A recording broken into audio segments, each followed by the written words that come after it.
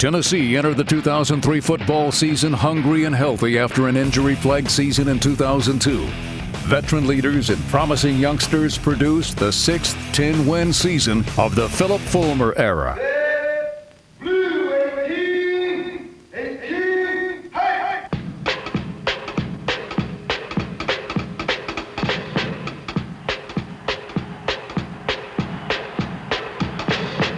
This was a team that operated best with the odds stacked squarely against them. Time and again, these players found their backs against the wall and responded with victory.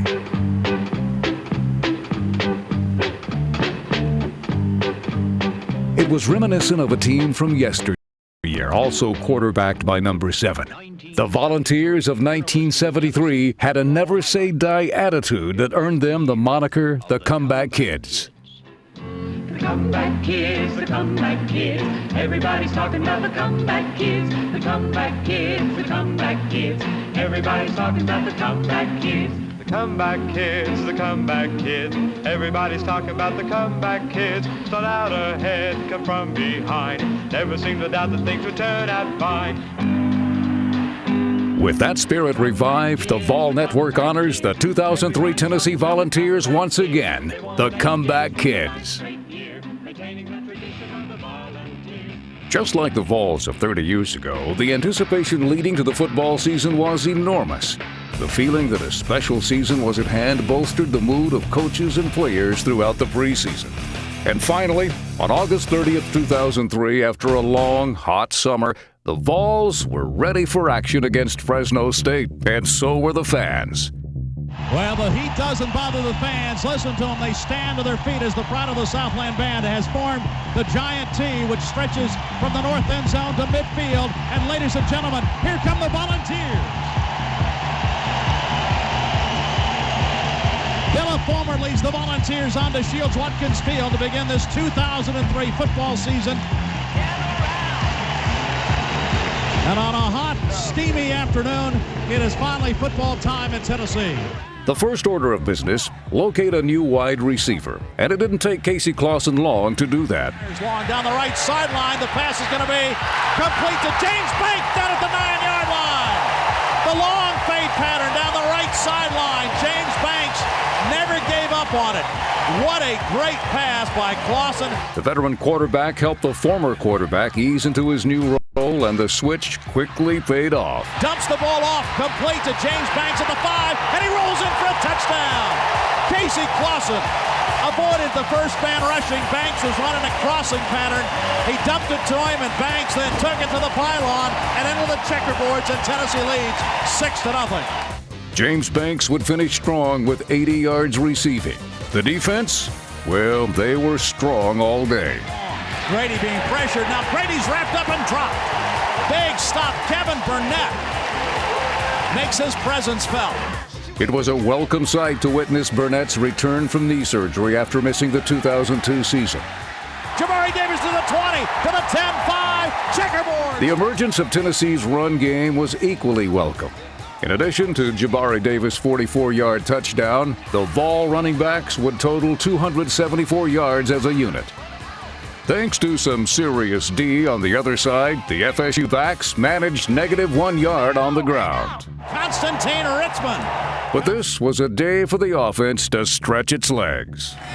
Clausen, two-step drop, fires for the end zone. The pass is going to be caught. Is he inbounds? He is. Touchdown, Tennessee. Tony Brown right along the sideline. Went up, had to get 1 foot down, and he did. And Tennessee has its third touchdown of the day. Final score, Tennessee 24 and Fresno State 6.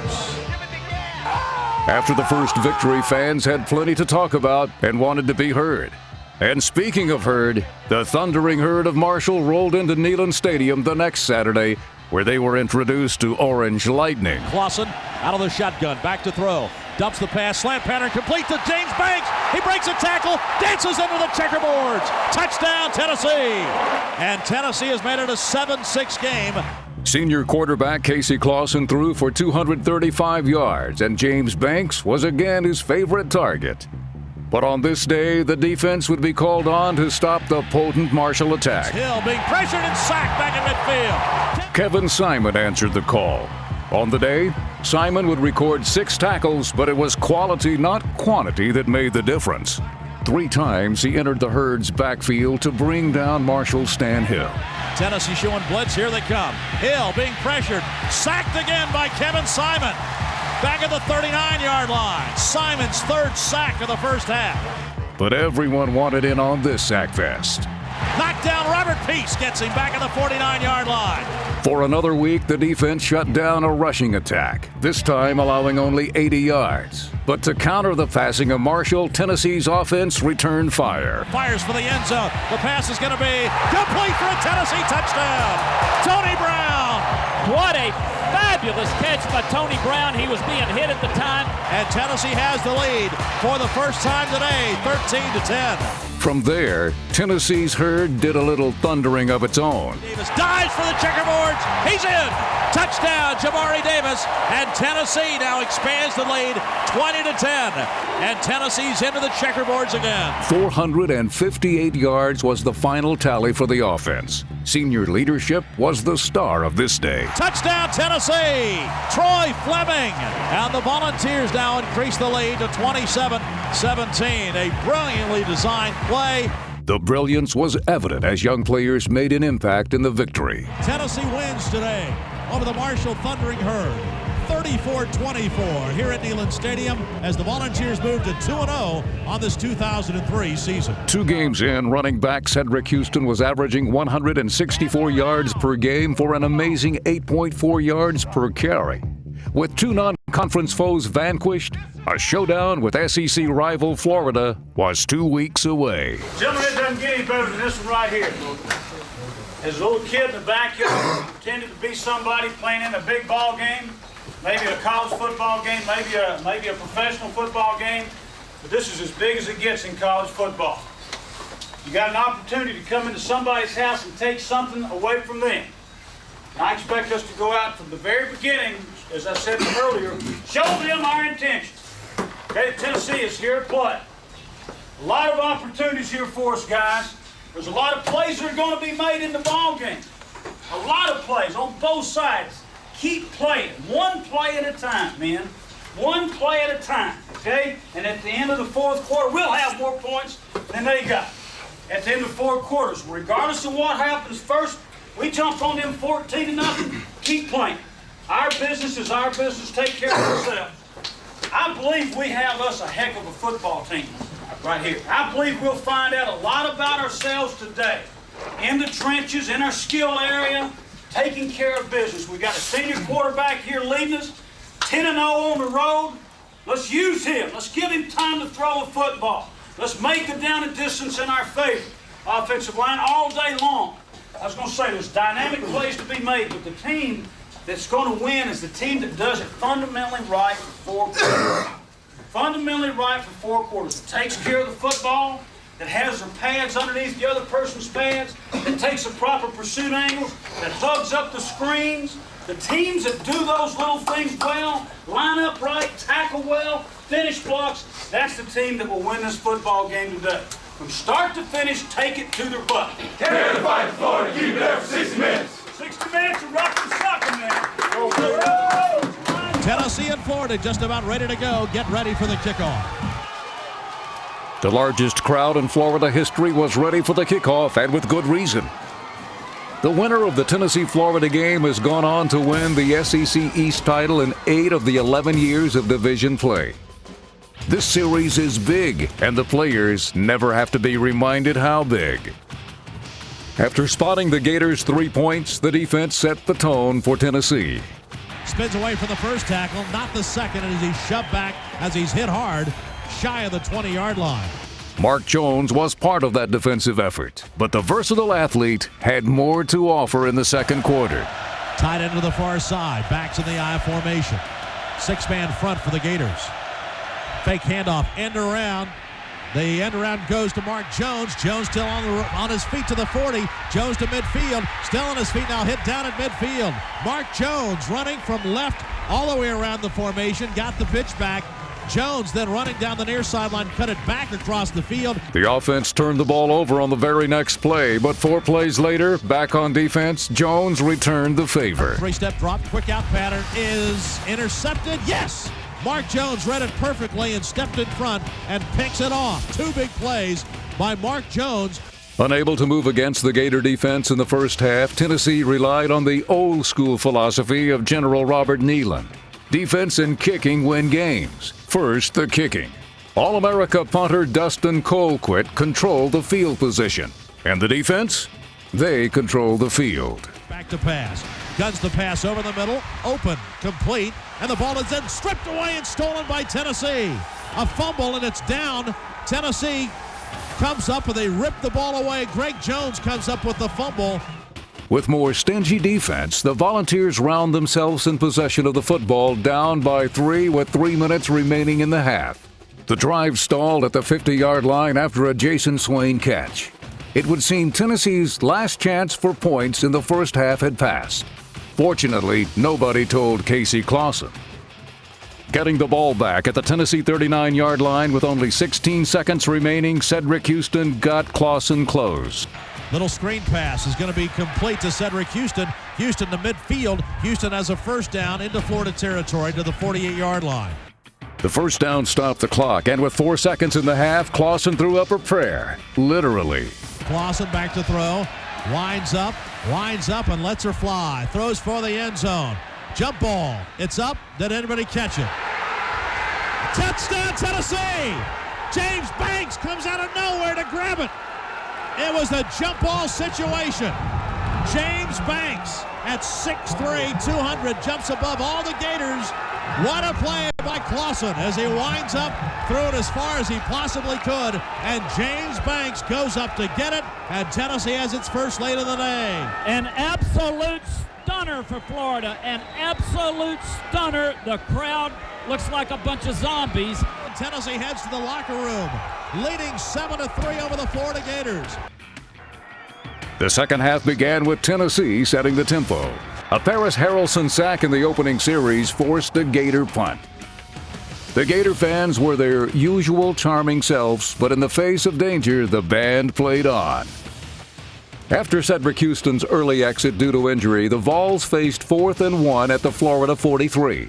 Gut check time in the swamp. Clausen quarterback sneak. Looks like he got a good spot, and that should be a first down. With a fresh set of downs, Casey Clausen went on the offensive. First, willing his way to another first down with an 11-yard scamper on 3rd and 10. Then again on 3rd down, he hit Jason Swain, who found just enough real estate to give kicker James Wilhoit a chance, albeit a 51-yard chance. It's got lots of leg, and the kick is going to be good. Tennessee was up by 7 in the swamp. Pressure, unloads, pass, too high, and bounces then off the shoulder pads of Rashad Baker. Rashad Baker has been around long enough to know opportunities like that don't come around very often. And no one is harder on Rashad Baker than Rashad Baker. Baker, like he does in practice, when you drop an interception, you do push-ups.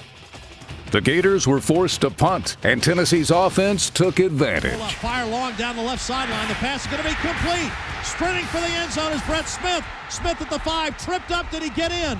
They're going to put him down at the 1-yard line. As Brett Smith comes in, that's his first play in a Tennessee uniform, and he was 6 inches away from going in for a Tennessee touchdown. No problem.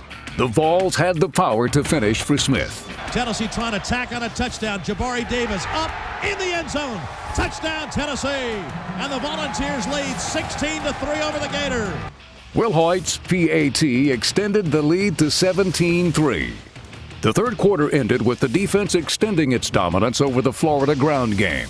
On this day, the unit allowed only 73 yards. But the Gators did add to their field goal to start the fourth quarter, and suddenly the Vols were up only 7 points. It was time to take charge. Clausen back to throw. Looking, fires the slant pattern. It's going to be complete up to the 30-yard line to Jason Swain. That was good for 17, but Swain and Smith were not the only fresh-faced receivers to step up on this day. On 3rd and 8, a new name emerged. Clausen out of the shotgun, back to pass. Complete to midfield into the 45-yard line. Chris Hannon makes the catch.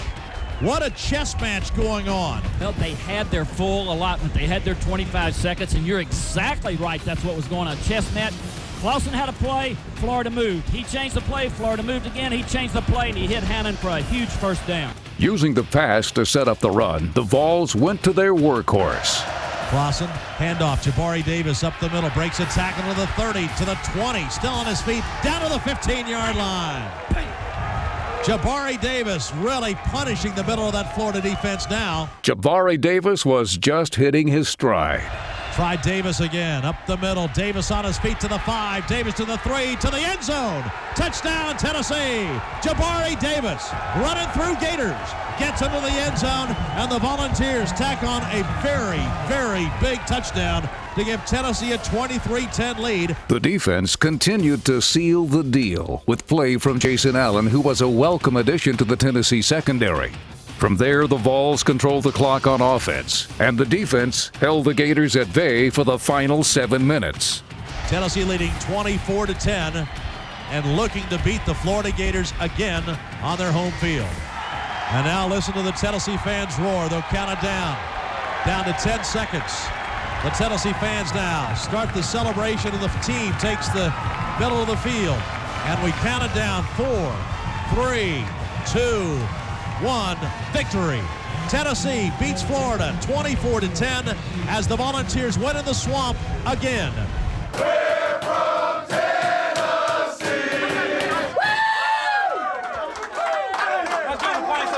It was completely a team win. It was completely a team victory. You guys came down here and played as a football team supposed to play.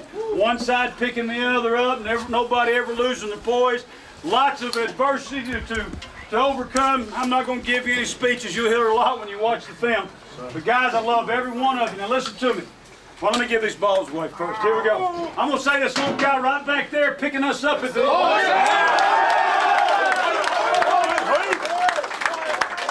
Where's that crazy punter at?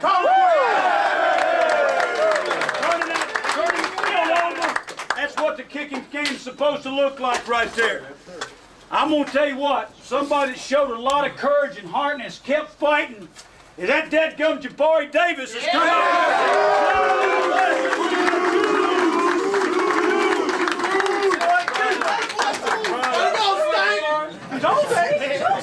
And it goes without saying, defense, this goes to every doggone one of them.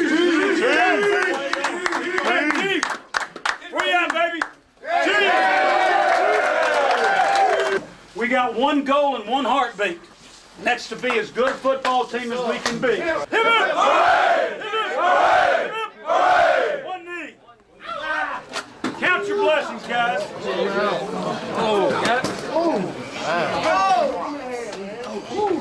Our dear Heavenly Father, we pray to you and give you thanks for the many blessings that you've bestowed upon us as individuals and as a football team. We thank you for these young men that have given so much to get to where they are. We ask you to give us the strength as a team and as individuals to keep moving forward. We bless your holy name. In Christ's name, amen. Next up, South Carolina. Here come the Volunteers. Get ready for the kickoff. There's the snap. It's a good one, and it's blocked. The punt is blocked. It's rolling around free down at the 10-yard line, and Tennessee has fallen on it. On the Gamecocks' first series, Marvin Mitchell and Derek Tinsley found a way to contribute to the Tennessee cause. 2 plays later and just 2 minutes into the game, Tennessee got on the scoreboard. Clausen, 3-step drop, throws to the end zone. Pass is going to be touchdown. It's going to be a touchdown in the corner. C.J. Payton. The 9-yard TD pass added C.J. Payton's name to the growing list of big-time receivers. And if you check the B's on that list, you'll find number 81, Tony Brown. His catch, along with this one to Mark Jones, set up Tennessee for a tie-breaking touchdown. Tennessee trying to take the lead in a 7-7 game. Handoff, Cedric Houston up the middle. Fights into the end zone. Touchdown, Tennessee.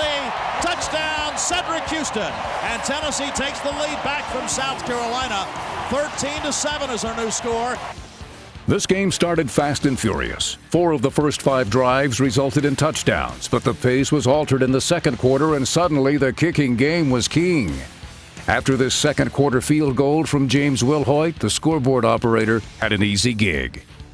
At 14-17, Dustin Colquitt did his best to limit South Carolina to 3 second-half points. What a shot. That ball is going to bounce at the 5, kicks right, and it's going to go out of bounds at the 1-yard line.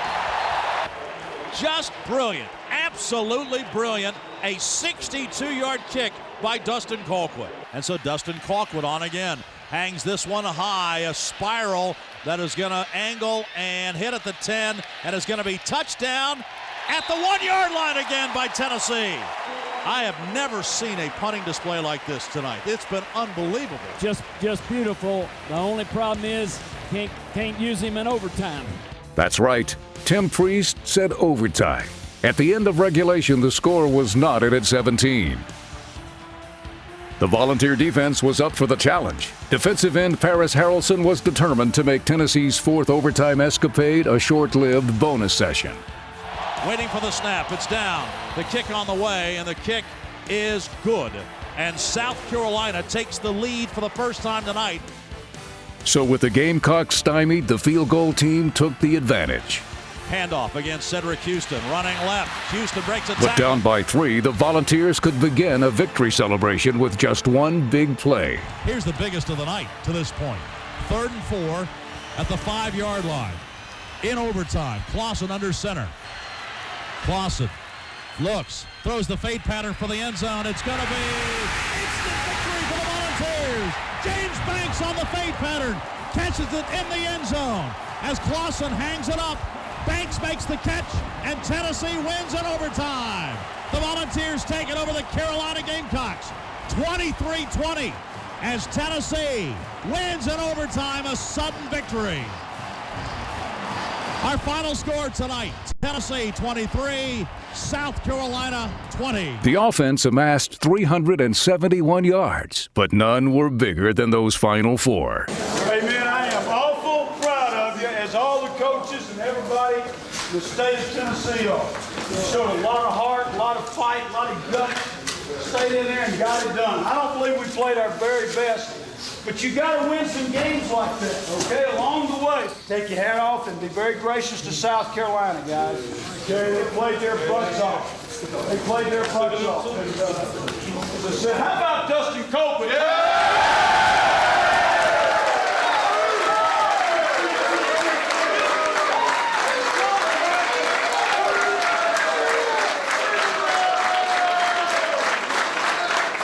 End-of-game heroics were certainly the order of the day. After the victory over South Carolina, the Volunteers went down to the wire again, this time against Auburn. Athletic plays like this James Banks catch were almost enough to secure victory, but spotting the Tigers' 14 points was too much to overcome. They'll try Davis up the middle, up and into the end zone for a Tennessee touchdown. Jabari Davis scores. That doesn't mean the Vols didn't try. This was a gutty effort. Clausen sets up, fires a dart down to the end zone. Touchdown, Tennessee to Mark Jones. Down by 14 on the Plains, the Volunteer offensive machine Clausen moved within sets up, striking distance. looks, rolls right, throws for the sideline. It's going to be complete. Down to the 10-yard line, breaking the tackle, and getting into the end zone is Chris Hannon. Clausen finished with 355 yards, but it was too little too late. And the Vols fell to the Tigers 21-28. Now, Tennessee simply had to regroup while facing the defending SEC champion Georgia Bulldogs. Things looked good early for the Vols, but once again, the defense led the way. Browning, he's in the backfield and wrapped up and dropped. Tennessee blitzes through and drills him. J.T. Mapu. Shut out and down by 10 in the second quarter, Mark Jones hauled in a bomb to get Tennessee on the board. Clausen hands off, now fakes to Jabari Davis, fires long down the left sideline. The pass is going to be... Who's got it? It's taken away. Taken away. Down the left sideline to the 20. Mark Jones to the 5. To the checkerboards. Touchdown, Tennessee. The longest touchdown pass in Tennessee history brought the Vols to a 10-7 score, but that was as close as it would get. The Bulldogs rolled to victory. Fires long for the end zone. Reggie Brown racing down there. The ball is going to be knocked away, and it's an intercepted. It's intercepted by Corey Campbell. Typically, in spite of a lopsided score, the Vols would not quit. Complete. Touchdown, Tennessee. C.J. Leak with a bullet to Brett Smith. With 2 conference losses, every game the rest of the way would be huge. With Alabama up next, the stakes were even higher. You know, you look at this football team of ours right here, it's got a lot of potential. A lot of potential that started the season really well. Very determined, confident football team. We've talked through a lot of stuff this week. There should be no surprise out there today as to what you're getting ready to face in a good, fast, tough Southeastern Conference football game. And I can stand up here and scream and yell. Johnny can go around and scream and yell. But I'm telling you, it comes from your hearts. It comes from you yourself, individually, that collectively makes up this football team. Now, what do you want? What do you want? You want another team meeting after the game? Huh? Or you want to be in here singing in the locker room like a Tennessee football team is supposed to? Where we got our pride back. We hold our head high among the nation. I'm not pulling any jokes. I'm not trying to motivate. It's a fact. It's a fact. And there's some men in this room. There's some men in this room that are trying to lead the way.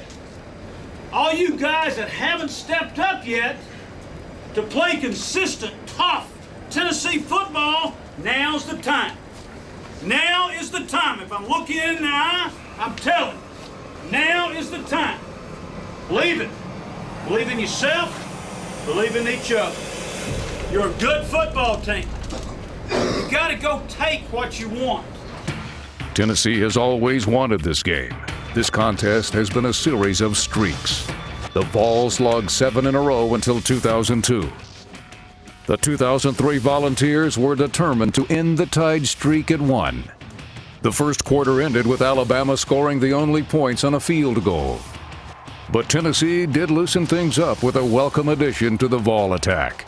Clausen, handoff, end around, going to Derek Tinsley. Tinsley at the 40, breaks a tackle to midfield. He's at the 45 and the 40-yard line, and out of bounds he goes. So Derek Tinsley, first time he's touched it all season long from scrimmage. The 3-3 deadlock was in jeopardy late in the second quarter when Alabama drove to a 1st and goal from the 2. But that's all the D was willing to give. Crow gets the snap, hands to his tailback. Williams up the middle, runs into a stone wall. Linebacker Robert Peace was the architect of this wall. Waits for the snap, gets it. Hands off to his tailback, trying to get some running room. He's hit and he's dropped to the 3-yard line. Big hit by Robert Peace. 3rd and goal for Alabama from the 3-yard line, right in the middle of the field. Now he gets the snap, fakes the handoff, rolls to the near side. He's being pressured and sacked back at the 10-yard line. Robert Peace. And Alabama's going to have to settle for a field goal. Waits for the snap. There it is. Kick is bobbled. The kick is blocked by Tennessee. Bostic goes and falls on the football, and Tennessee has blocked the field goal. Jason Allen got a hand up and blocked it. With halftime looming, Tennessee gained 63 yards in just 2 plays to set up a scoring opportunity. First, Cedric Houston rattled off 16, and then Casey Clausen went airborne. Clock moves to 05, Tennessee with 2 timeouts remaining. From the 39, Clausen back to throw, looking, fires the ball long down the right sideline. It's complete to Tony Brown. Brown to the 20, make that James Banks. Banks has it inside the 15-yard line. James Wilhoit hoped this field goal would send the Vols to the locker room with a 3-3 tie. John Henderson puts it down, the kick on the way, and the kick is spinning, and it is good. And so Tennessee has tied this game up at 3-all. But after a long play by Bama, the Tide booted one more attempt. He boots it high and long, and the kick is good. And Alabama takes the lead back with 13 seconds to go. In the first series of the third quarter, Casey Clausen had the best seat in the house as he watched the Vols take the lead. Casey Clausen wide to the right. Banks is going to come, run it inside. Banks has got a first down. Banks breaks a tackle to the 10, to the 5. Banks has got a touchdown. Tennessee takes the lead for the first time today, 9-6 on James Banks' rushing touchdown. Bob Kessling, you set it up. You said a big call for Randy Sanders. What will he do? 3rd and 3.5. They had worked on it in practice this week. Brent Hubbs gave us the tip that Banks would go some at quarterback, and it worked.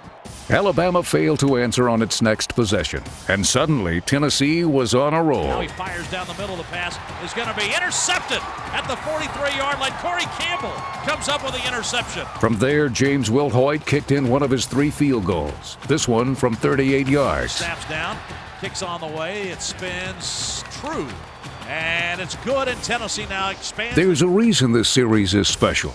The will to win is evident on every down, and Alabama announced its intentions with a 36-yard strike to tie the game at 13.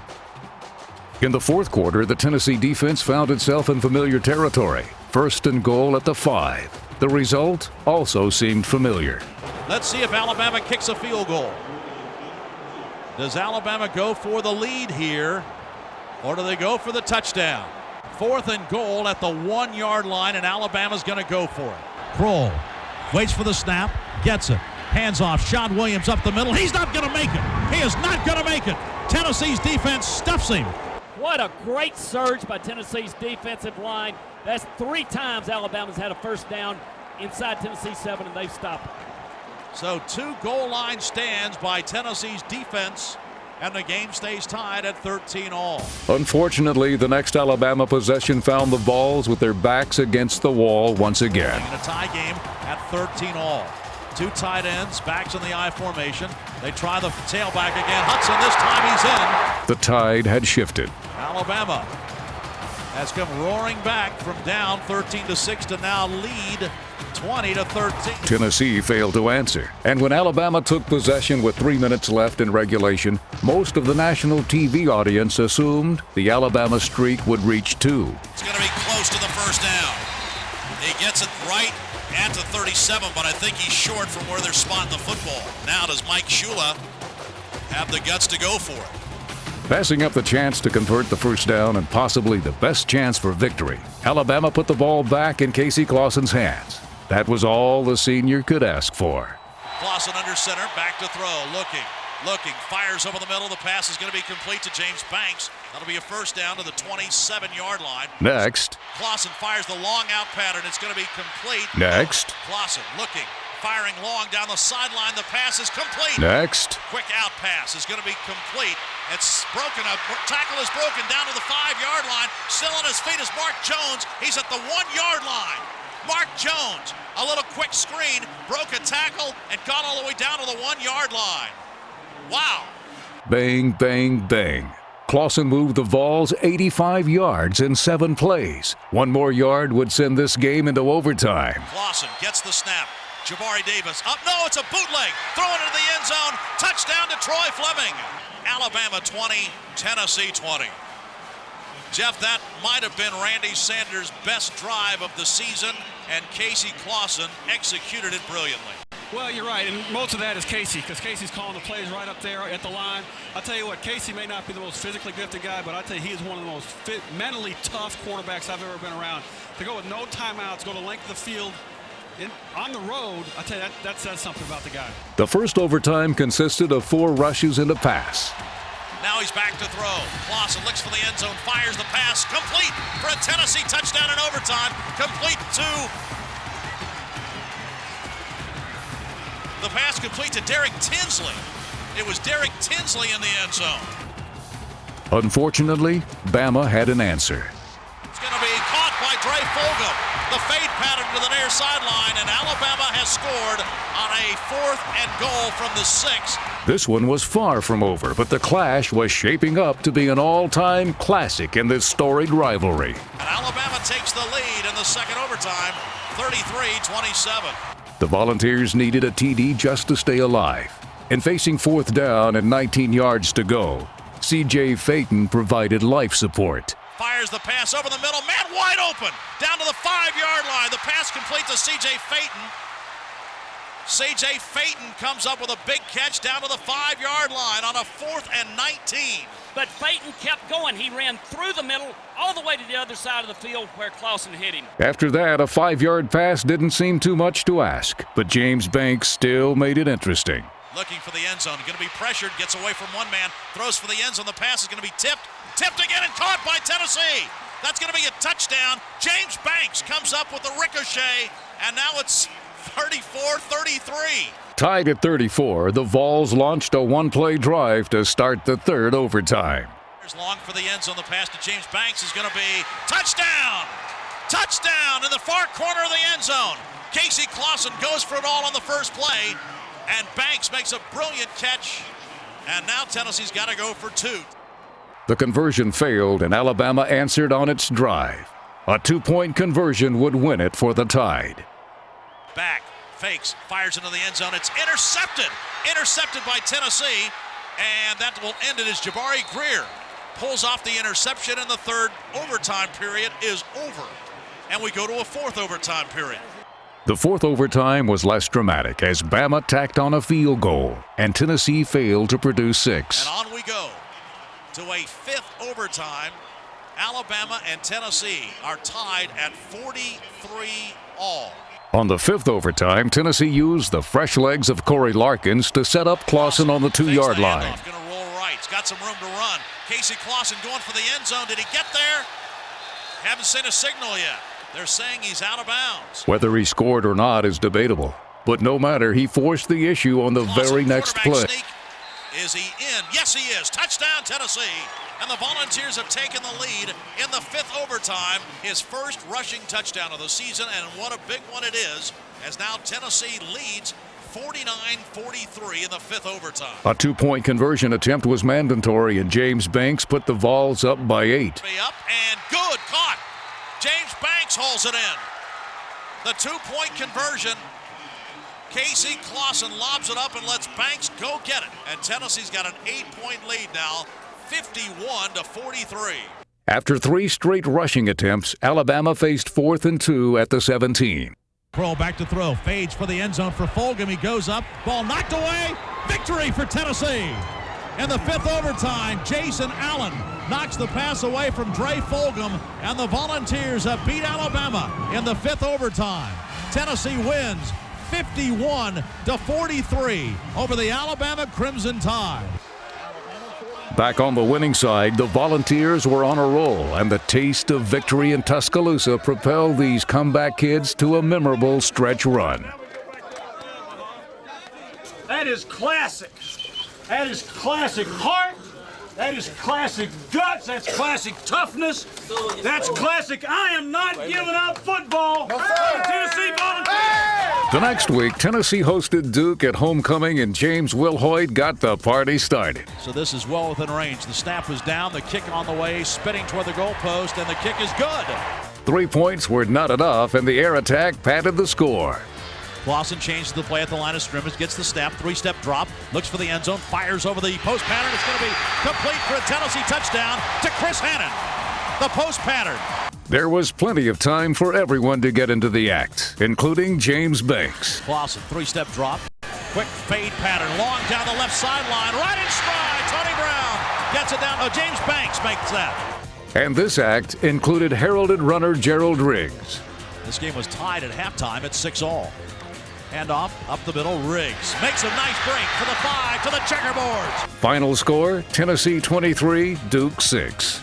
Attention quickly shifted from Blue Devils to Hurricanes, but this bunch of Vols needed no warning. You know, we talked about this opportunity all week long. There's really not a lot left to be said.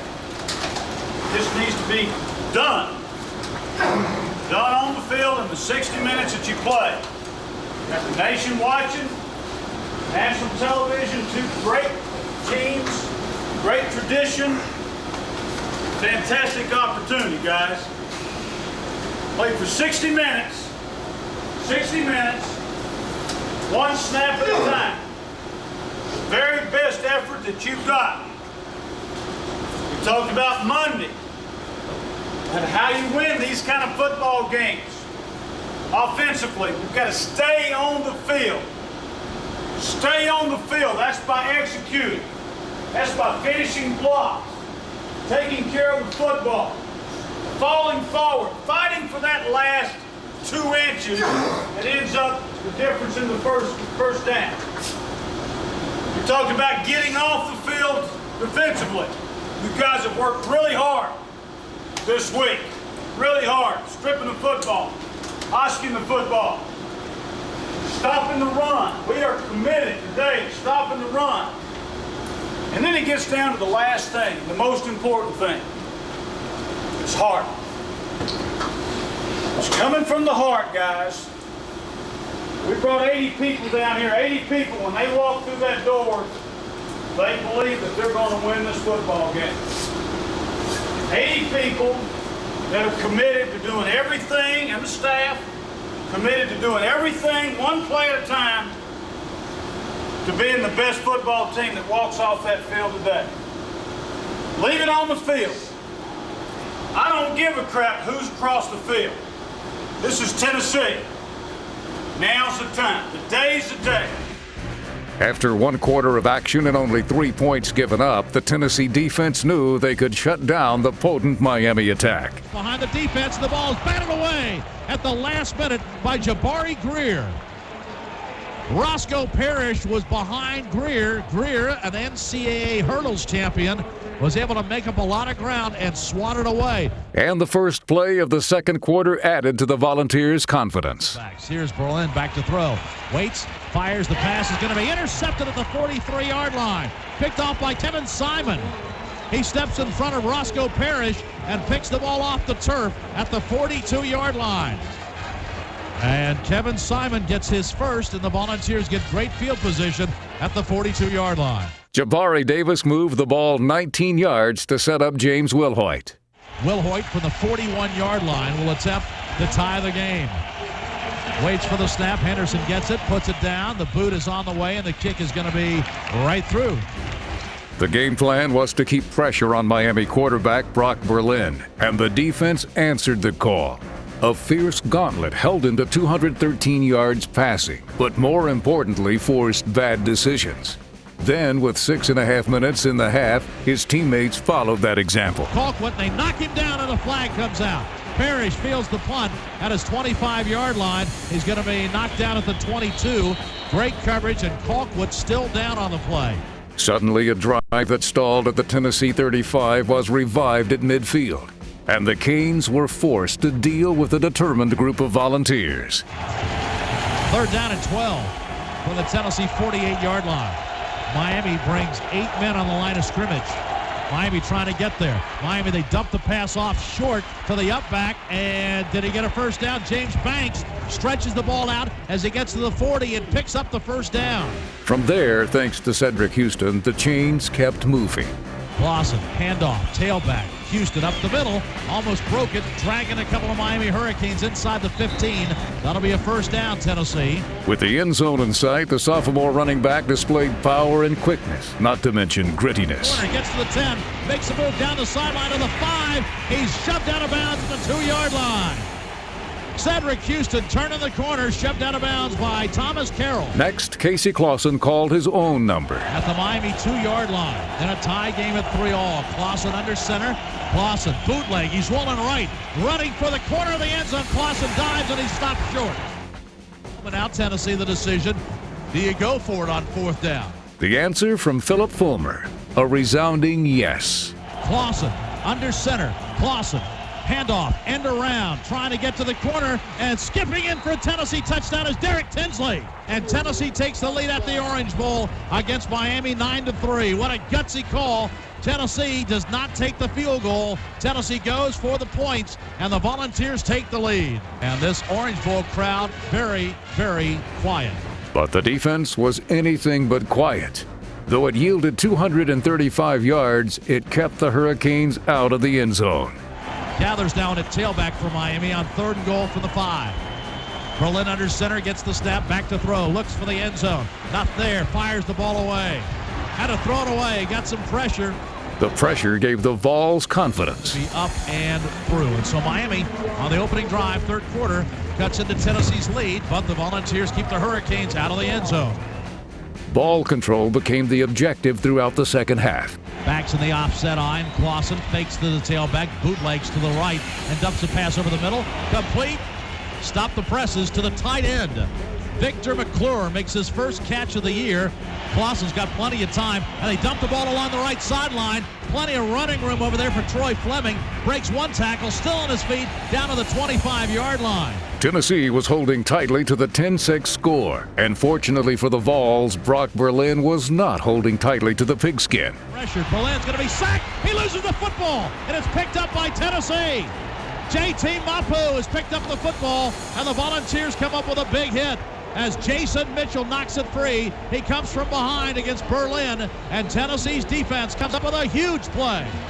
And the Volunteers will take over the football at the Tennessee 45-yard line with 11:20 to go in the fourth quarter. With 11 minutes in the game, Tennessee players could not afford to lose their heads. But against the Canes, that was harder than one would imagine. And what you saw after that play, instead of getting in his face like Miami's been doing, Clausen went over and patted Woolfolk on the shoulder. He didn't take offense. He's probably happy to have the 15. Unable to move even with penalty yards, the Vols looked again to the defense. Blitz from the middle. Tennessee throws it. It's intercepted. Intercepted by Tennessee down at the 7-yard line. Jabril Wilson. Wilson picks it off. Brock Berlin was blasted by Mark Jones just as he threw it, and the ball fluttered, and Wilson caps off what has been a brilliant defensive day with an interception at the 7-yard line, and that big turnover that Tim, you were asking for, you got it. Well, there might have been a small prayer in there, too. The break was enough to keep the Canes out of the end zone, but not enough to win the game. That was up to Dustin Colquitt and Derek Tinsley. Yes, down to Jeff. Well, guys, we've often joked that Dustin Colquitt is Tennessee's best player. Their best player is going to get a chance to make a big play. It'll be Taylor and Parrish back for Miami. Dustin Colquitt kicking into the breeze. He'll stand back at his own 12-yard line. Miami showing a 9-man front. There's the snap. It's a good one, and Colquitt gets it out of there and lays one into it as he pins up the kicker, or the receiver Taylor, up against the sideline. He fumbles the football. It's loose, and I think Tennessee's fallen on it. Tennessee has fallen on the football. Sean Taylor fumbled the ball as Colquitt pinned him up against the sideline, and Tennessee has recovered the football. 2 big turnovers by the Tennessee defense, and with 1:44 to go, Tennessee gets the ball back. Derek Tinsley has recovered the fumble as the punt went 53 yards. What a brilliant kick again, pinning Taylor up against the sideline. He fumbled the ball. Tinsley fell on it, and Tennessee has it with 1:44 to go, and they'll put it at the Miami 13-yard line. From there, Tennessee ran its best offense of the day. Victory formation number 3. Gets the snap, and he'll kneel down, and that will do it. Miami can't stop the clock. The Tennessee Volunteers now will count the clock down as the Volunteers start the celebration on the Orange Bowl field as they have ended Miami's 26-game home winning streak. The Tennessee fans across the way jubilant, and now they count it down. 5 seconds. 4, 3, 2, 1. Victory. Tennessee 10, Miami 6, as the Tennessee Volunteers are the state champions in Florida for 2003, winning at Florida, winning at Miami, and one of college football's most stunning upsets this season. But Philip Fulmer, Tim, all week long said he thought if his team played up to its capabilities, they could win this football game, and they did that today. And now the Tennessee players have now gone down to the opened end of the Orange Bowl Stadium. The flag is waving down there, and the Tennessee fans now are being high-fived by the players.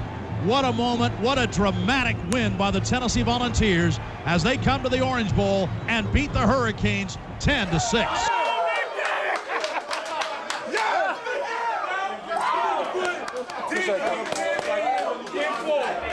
Where you at, Rashad?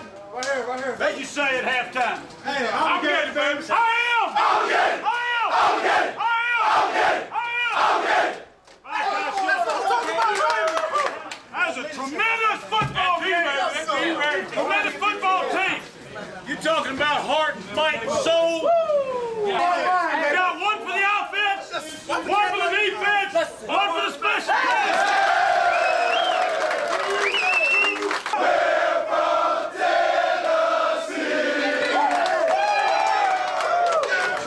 Every goal that you have in the beginning of the year is a lot. The same commitment, the same dedication, the same way you came to work on Monday like you did last Monday, okay, will mean the difference whether we're going to get a chance to wear that ring or not. what you needed to this point. Make sure your mind and your heart is ready to go forward. Enjoy this tonight, but don't look back. Returning to the friendly confines of Neyland Stadium, the Volunteers found a group of Bulldogs equally friendly. To the end zone, touchdown Tennessee! On the slant pattern, Chris Hannon. Clausen looked left, turned right back to the right. Hannon running the slant from the right side was open in the checkerboards, and Tennessee has scored first and leads 6-0. Still in the first quarter, Clausen added to his numbers. Three-step drop, looks for the end zone, fires the fade pattern. It's going to be complete to Derek Tinsley at the pylon for a Tennessee touchdown. Casey Clausen just lofted it out there, and Derek Tinsley runs under it, catches it right at the pylon in the corner, and the Tennessee Volunteers have scored again as Clausen, a brilliant, brilliant throw. Thank goodness for the discovery of Derek Tinsley a few games ago. The offense discovered the ground game worked just as well. The standing tailback, they'll try him up the middle. Davis dives to the checkerboards. Touchdown, Tennessee! James Banks going over the top of center. Scott Wells into the end zone, and the Volunteers lead by a score of 20-7. A good time was had by all. The defense logged 4 sacks and this fumble recovery on the way to allowing only 288 yards. Jabril Wilson led the team with 9 tackles. The offense, well, it tallied 535 yards total, and here's 38 of the 346 air miles. Looking left, firing long down the left sideline. A man is out there in the end zone, and it's going to be touchdown Tennessee! Mark Jones! Casey Clausen, perfect throw, just a perfect throw. Lines up, hits Mark Jones on the streak pattern. He got him in the back corner of the end zone. The offense had 28 points in the first half. Jabril Wilson did his part to ensure Mississippi State had only 7. And Jabril Wilson picks it off. Tennessee gets the turnover and stops the Mississippi State attempt to score here at the end of the half. What a great, that's the Olowski play there, Tim. In the second half, it was more of the same.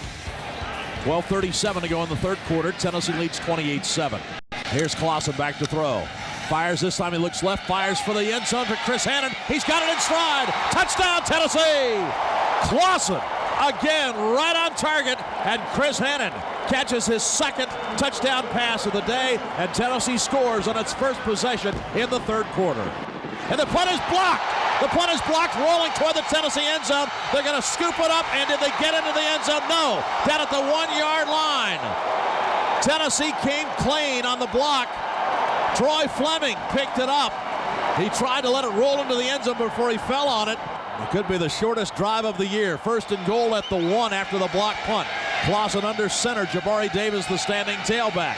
Clausen gives it to Davis, and the J-Train is in the end zone. Touchdown, Tennessee.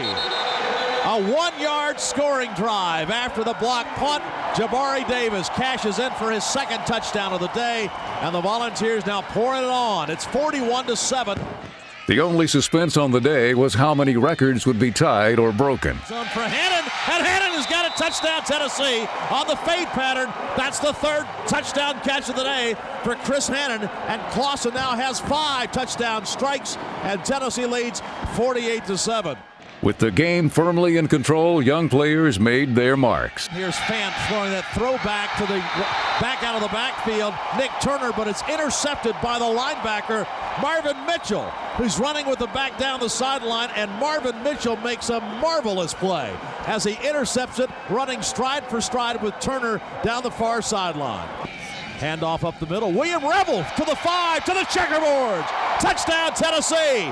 William Revel's first carry. 21-59 was the final, and thoughts quickly turned to another final. The next week against Vanderbilt would be the final game in Neyland Stadium for Tennessee senior players. And a quarterback from Northridge, California, majored in sociology, number 7, Casey Clausen. Clausen shoots his right index finger to the sky, and the senior quarterback runs to the tee, the final one to come through. And now, ladies and gentlemen, it's game time, and here come the rest of the Volunteers on the Shields-Watkins Field. The emotion of the day propelled Clausen to another of his many stellar games. Second down and 8 as Clausen goes under center again. Fakes to his tailback, Houston, now he looks. Fires right over the middle, post pattern. It's going to be bobbled. Did he catch it? Sure did. Touchdown, Tennessee. Tony Brown. Brown running the slant pattern right at the back end zone. And the pass was right on the money. He had to stretch out. He bobbled it, juggled it coming down. But he kept his eye on it and grabbed it before he hit the turf. And Tennessee scores on its first possession as Casey Clausen right on target to Tony Brown. Clausen finished sharp with 262 yards and 3 TDs. Handoff, Jabari Davis up the middle to the 5 to the checkerboards. Touchdown, Tennessee. Jabari Davis untouched, rumbles right up the middle, and the Volunteers lead it 13-0. Casey Clausen wasn't the only senior interested in going out on a high note. Enter Mark Jones. Looks for some running room, gets to midfield. He's now to the 40, still loose to the 30. Mark Jones has got a convoy. Mark Jones to the 10. Mark Jones all the way to the end zone. Touchdown, Tennessee. Mark Jones on the punt return, 58 yards, and Tennessee leads it by a score of 20-0. Mark Jones, a senior day to remember as he takes it all the way for a Tennessee touchdown. Receiver Chris Hannon's TD added to the score and to Vanderbilt's misery. Sideline toward the checkerboards. It's going to be a touchdown, Tennessee. Touchdown to Chris Hannon. Casey Clausen led him perfectly. Hannon running down the left sideline, and Clausen throwing that long out pattern just about as well as any quarterback in Tennessee history. Was right on target that time. But this was Mark Jones' day, with 45 yards receiving, 120 yards in kick returns, and this interception returned 51 yards. Defensive back, guess who? Mark Jones. Jones to the 15, to the 10, and down to the 8-yard line. The pass hit the receiver right in the hands. Eric Davis couldn't hang on to it, and it popped to Mark Jones, who is a football magnet. Seizing opportunity from Jones, Clausen padded his gaudy rushing numbers. Touchdown, Casey Clausen. Clausen rushes for the touchdown on the sneak, and Tennessee expands the lead 37-0. And for good measure, in the second half, he lofted one more pass to Derek Tinsley. Did he catch it? Touchdown, Tennessee! Derek Tinsley on the deep fade pattern to the left corner of the end zone, and Derek Tinsley over his shoulder makes a brilliant catch as Tennessee scores on its opening drive in the third quarter. What a catch by Tinsley. A shootout was important to the defense, and in the fourth quarter, Antoine Stewart kept that hope alive. Fires the ball. That pass is intercepted down at the 5-yard line. That pass is picked off by Antoine Stewart. Tennessee 48, Vanderbilt nothing. The Big Orange completed its 10-win season the following week against Kentucky. The victory sealed the Vols' share of the SEC East Division crown. Tennessee was 6 defensive backs. Here's a fake and inside handoff, and Boyd throws the ball down the middle. That pass is going to be picked off. Did he catch it? Kentucky coming after him. He fires over the middle. The pass complete to James Banks down to the 20-yard line, and he somersaulted down at the 15. Big fourth down conversion. Waits for the snap. Henderson gets it, puts it down, kicks it up. The kick is sailing, and it is good. Clausen looks for the end zone. Fires the pass that way. It's going to be complete for a Tennessee touchdown. Complete to Mark Jones in the back of the end zone. Lorenzen back to throw. Sets up the middle screen. Bang! What a big hit at the 33-yard line. What a hit by Jabril Wilson. Cedric Houston, the tailback, gets the handoff up the middle. Now pops it to the outside to the 5. Still on his feet. Rolling toward the end zone as he's in. Touchdown, Tennessee. What a great run by Cedric Houston. What a brilliant drive to put this game away. Tennessee comes from behind to win as they take it today over the Wildcats here in Lexington, 20-7.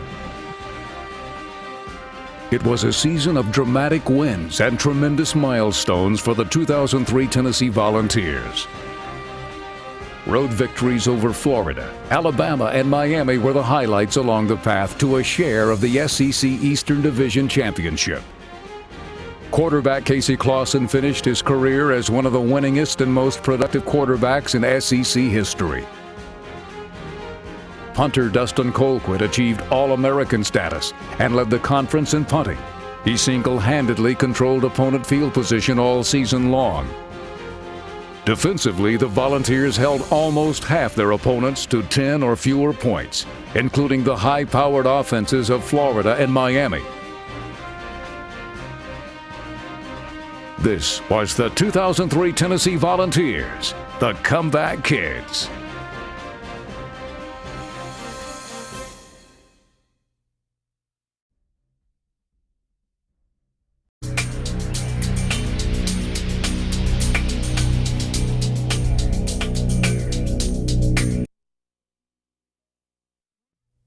There have been over 1,000 plays run in Tennessee football games this season, but we're going to give you what we consider the top 10 of the 2003 football season.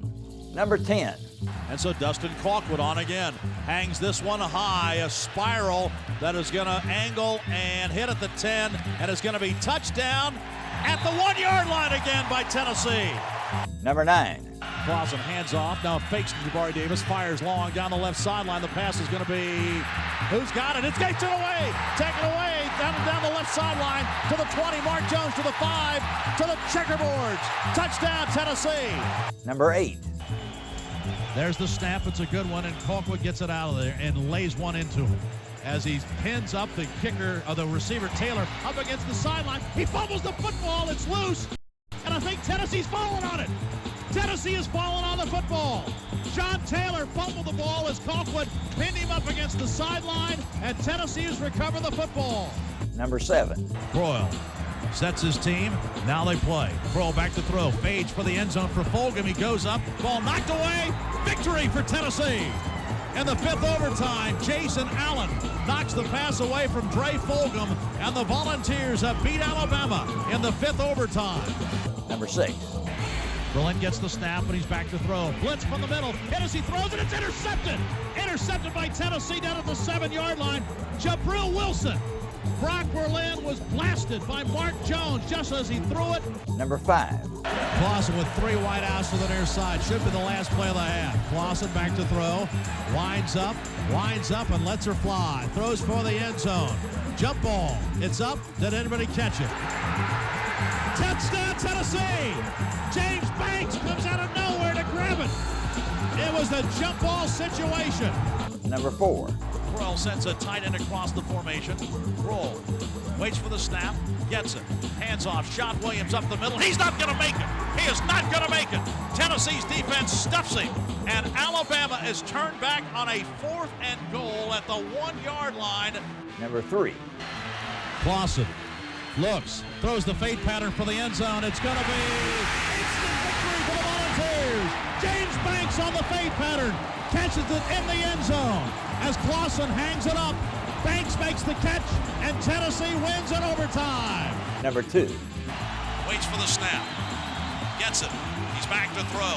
Clausen tees it up, fires the pass over the middle. Man wide open. Down to the 5-yard line. The pass complete to C.J. Phaeton.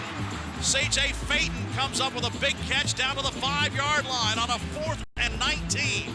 And the number 1 play of the 2003 season.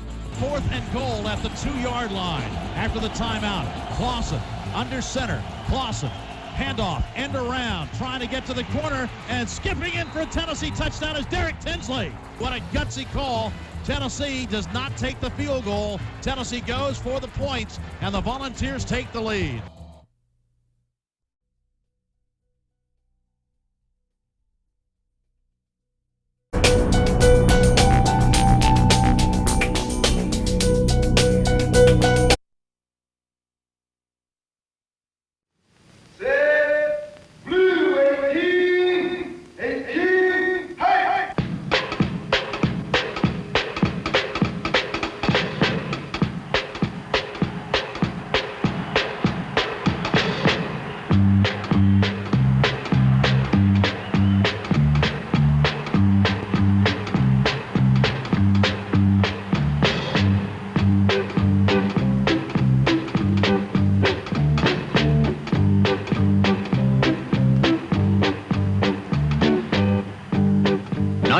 '73 University of Tennessee football highlights. It was the year of the Comeback Kids. The Comeback Kids, the Comeback Kids. Everybody's talking about the Comeback Kids, the Comeback Kids, the Comeback Kids. Everybody's talking about the Comeback Kids. The Comeback Kids, the Comeback Kids. Everybody's talking about the Comeback Kids. Start out ahead, come from behind. Never seem to doubt that things would turn out fine. comeback kids, the comeback kids. Everybody's talking about the comeback kids. They won 8 games for the 9th straight year, maintaining the tradition of the Volunteers. The comeback kids, the comeback.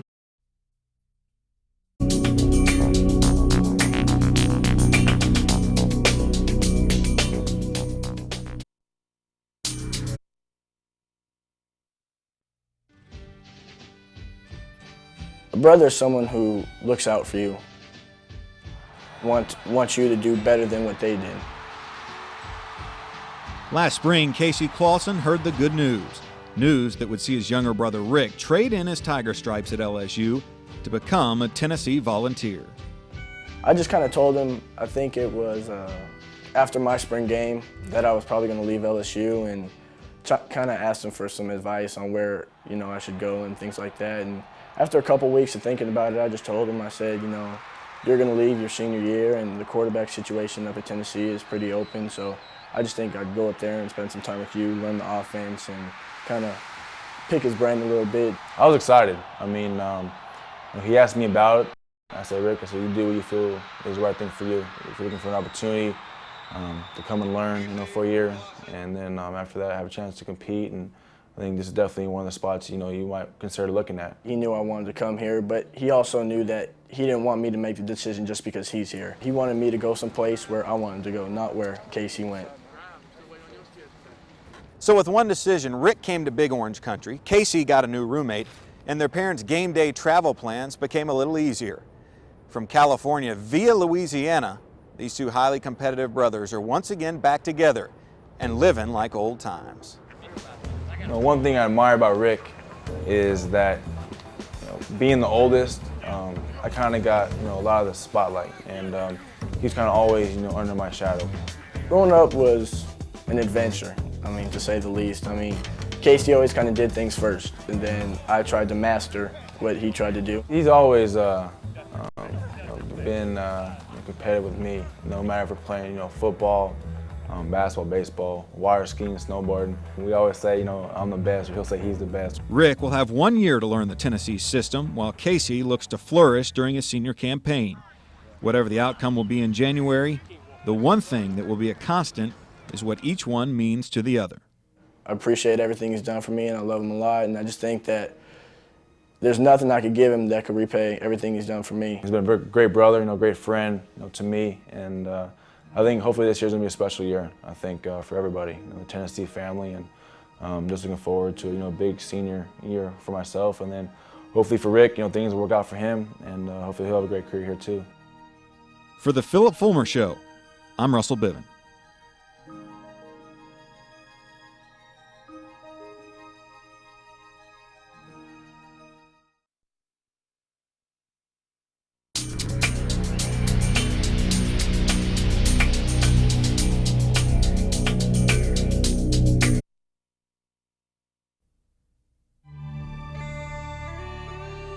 It's been said football is life. For senior captain Scott Wells, it is just a part of his life. The Tennessee snapper has to balance many responsibilities throughout the day: school, football, and most importantly, a marriage. It's tough. The time management issues are the major problem. It's hard to do all that. Somewhat of a main role in our lives because it is what he does right now, and it's what he wants to hopefully do later on, God willing, after this season. You realize that life is bigger than football, and I think it's hard for a lot of college athletes to realize that. They don't see life without football. Someday my career is going to be over, but I've always got my wife to come home to. I can't imagine getting up in the morning and not having him there living my life, just the normal daily routines without him being there. Just as his wife can't imagine life without Scott, Tennessee fans can't imagine the offensive line without him either. He has been a solid anchor and has yet to miss a start at center in 39 games. By season end, he has a chance to make it 50. Now, I mentioned that Scott's time is valuable, but now try adding a baby to the mix. The couple found out last spring the joyous news that they were pregnant. The due date, well, that's where it gets interesting.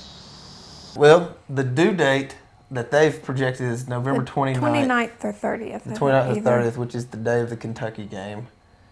And we've talked about it, and we've both discussed it and decided that I would need to be at the game. I have an obligation to the team. And she said that if I can't be there, she's going to have her mother and my mother there. And I'm going to do all the childbirthing classes with her and all that to be ready so that if I want to be there and if everything works out and I can be there, I'll know what I need to do to help her out and everything and try to stay relaxed and calm. I'm sure I'll stress out about it. I didn't want you to miss a game because I know how important it is in the long run. Only time will tell how the drama unfolds, but till then, the couple is enjoying watching the miracle of life develop.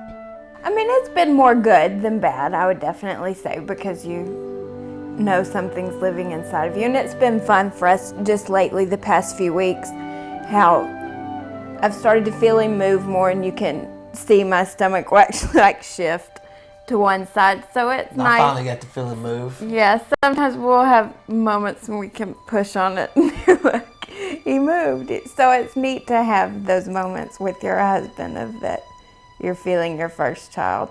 Scott and Julie are anxiously awaiting for the arrival of their son, which they will name Jackson Wayne Wells. Till November comes, though, there is still a lot of football to be played, and Scott will be devoting time to his marriage and his other family. I think basically right now we're just focused on getting the house ready for the baby. I want to have a successful season.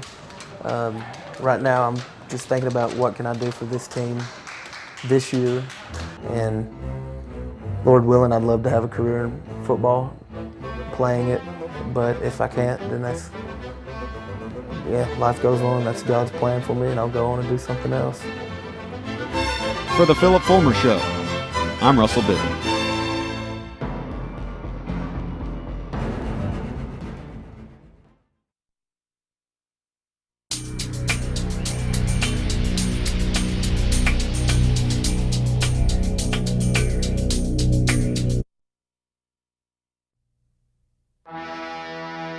Brady's going to be bottled up and sacked.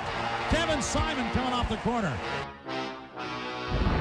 Kevin Simon is a man.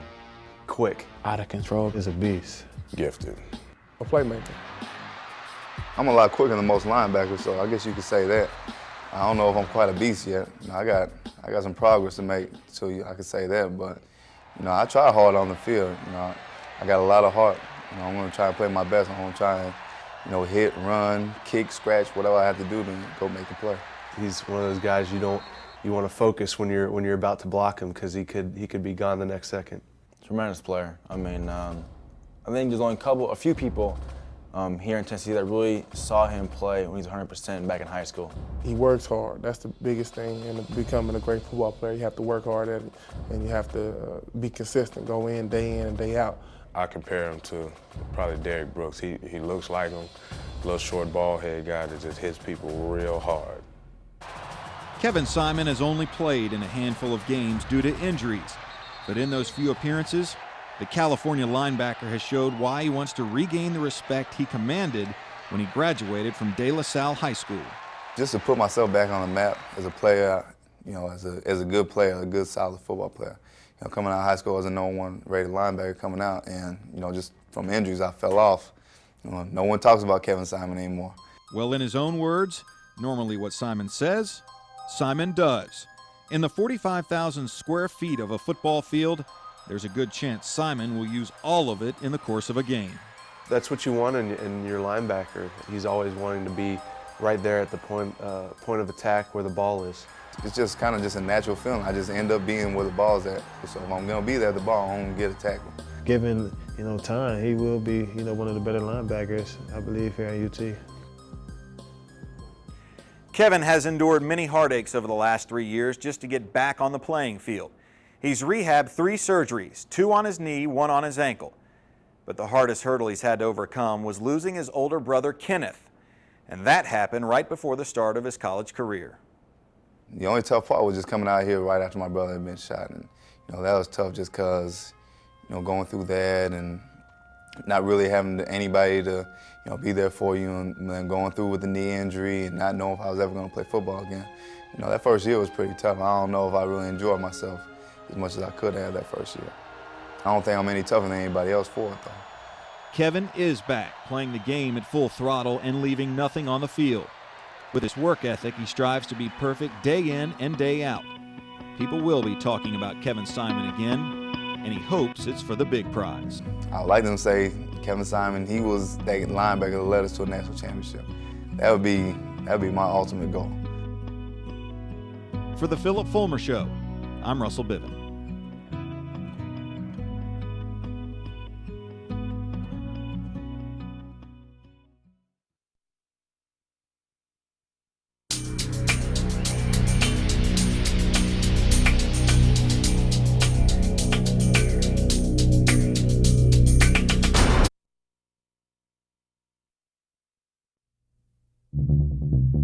Paris Harrelson.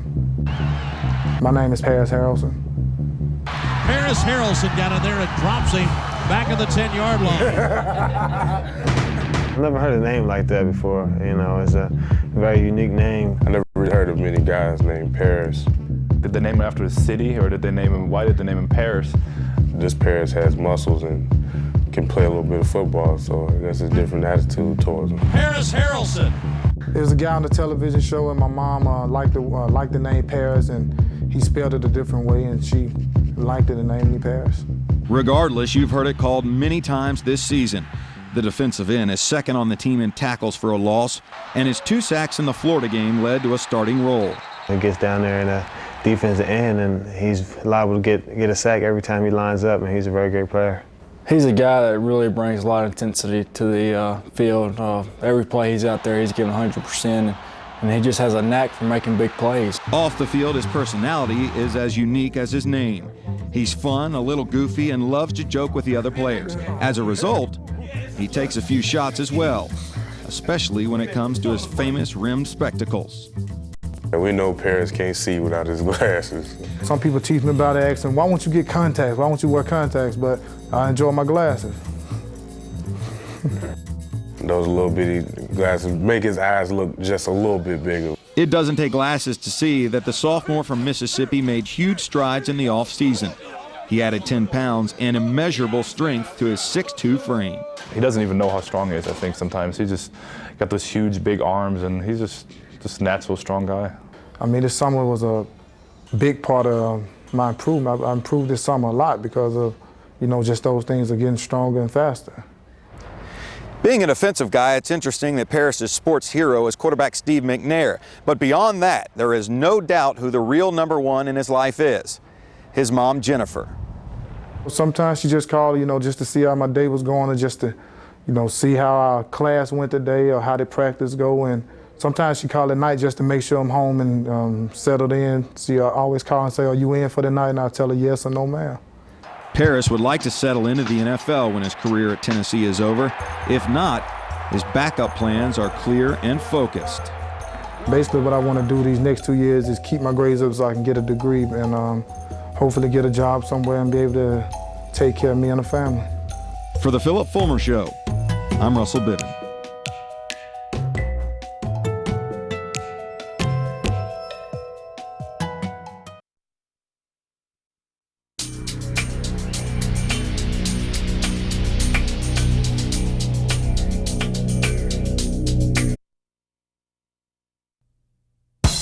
Caught at the 25. Touchdown, Tennessee! Pulling the pigskin out of the air has been a true art form at the University of Tennessee. Since 1969, 31 wide receivers have been drafted to the NFL. 9 of those were first-rounders. Today, there are 6 players in the league that wore the orange and white jerseys here at Tennessee. With all its success, one can understand why Tennessee has been nicknamed Wide Receiver U. They have had some huge names over the years, like Morgan, Sievers, Galt, McGee, Harper, Pickens, Price, the list goes on and on. But what's more amazing is when their accomplishments are sliced together. Bussy throws the ball down into the end zone. It is touchdown, Big Orange. Washington's going to walk in for a Tennessee touchdown. Joey Pence on play number 1. From Larry Seaver's amazing catch from Holloway in 74. Kennedy pursued, throws the ball down into the end zone. It is caught by Seaver for 2. With Larry Seaver 2. To Peerless Price's pay dirt venture against Florida State. Long downfield for Fearless Price. It is complete. He makes the catch at the 45. He's at the 40, 35, 30, 25, 20. Just give it to him. Touchdown, Tennessee! The men that line up on the outside have given the Tennessee faithful years of excitement. Growing pains surrounded the receiving corps last year, but with hard work and determination in the offseason, along with a quarterback that demands perfection on every play, this group of young men set out this year to prove why they were so highly touted out of high school and to carry on that tradition of greatness. The transition from being a freshman to a sophomore, I think, is like night and day. For a receiver, I mean, it's a big transition. I think with our pro-style offense that we have here, there's a lot that we put on the receivers to kind of understand and get a feel for coverages and routes and when to break it off and when to keep it on. And it was tough. It's tough on young guys. The guys that had to play last year as young players, the experience that they gained last year really helped them this year as well. You can't win a football game by yourself. You're only as good as the people around you. And I think they've really worked hard in the offseason. I think now it's paying off. In 5 games, this year's group has pulled in 71 catches for 964 yards and 9 touchdowns. A huge improvement considering the receivers totaled 9 touchdowns all of last year. Clausen has spread the ball out to 9 different receivers as well. What's even more amazing, the group as a whole hasn't even reached their full potential. Potential is a word that I hate to use, you know. Hopefully down the line when 4 years pass by, particularly with the freshmen, we're talking about how great they were and the things that they did for Tennessee. Whoever the next quarterback here is going to have a heck of a fun time with them. Who wouldn't have fun throwing to the next graduates of Wide Receiver U? For the Philip Fulmer Show, I'm Russell Bivens.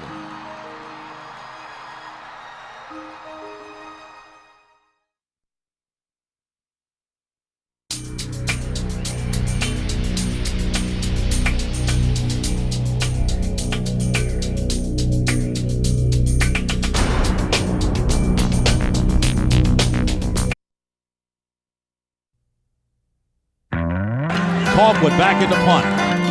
Bangs this one, a high, floating spiral. That is a 62-yard punt and a -1 return. Number 6.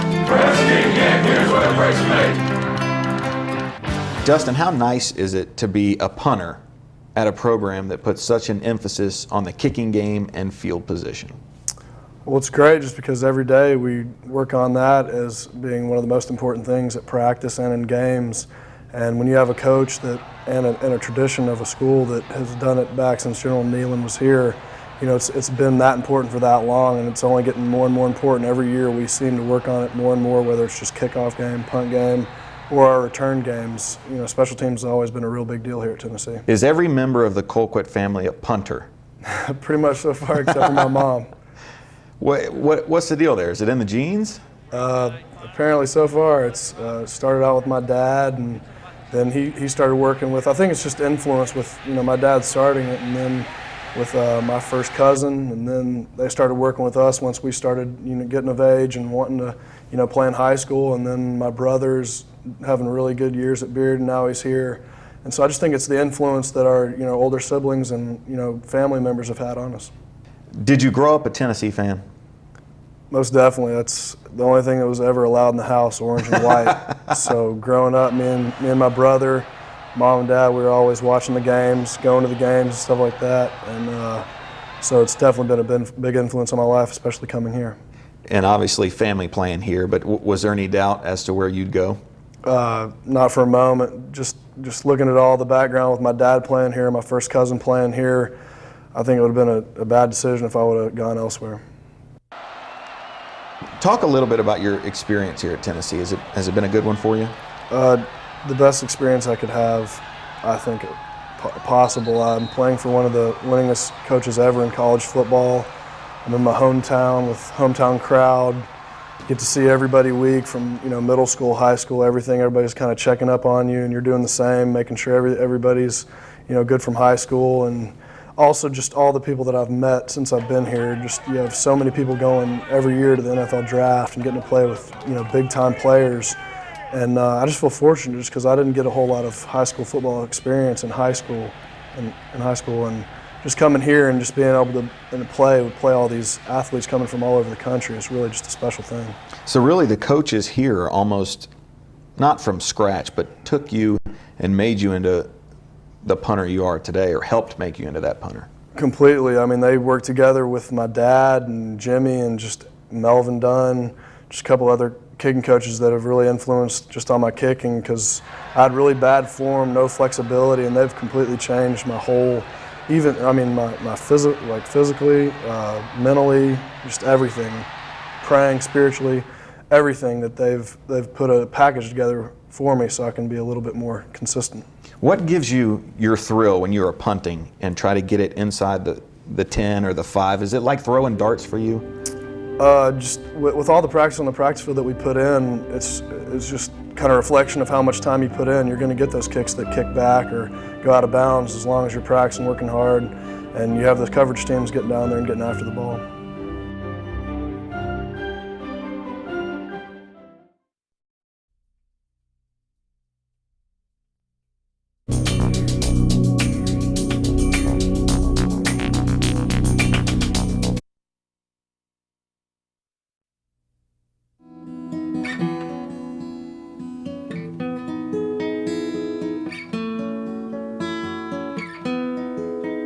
I, Constantine, take you, Christina.